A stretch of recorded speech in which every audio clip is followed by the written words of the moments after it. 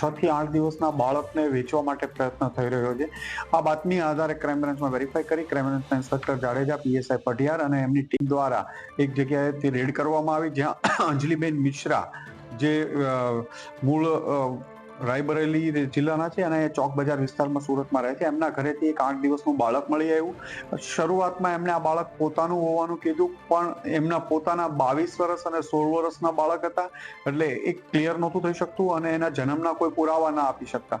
વધુ પૂછપરછ અને મોબાઈલ ચેક કરતા એમણે એક લક્ષ્મીબેન સોનવણેનું પણ નામ આપવામાં આવ્યું, જે સંભાજીનગર મહારાષ્ટ્રના રહેવાસી છે ને અહીંયા જહાંગીરપુરા રહે છે.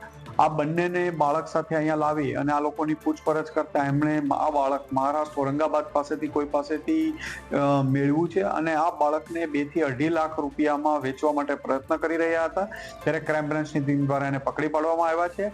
હાલમાં બાળકને CWC ને સોંપવાની અને હોસ્પિટલમાં એમના મેડિકલ ચેકઅપ ને એની સારવાર છે.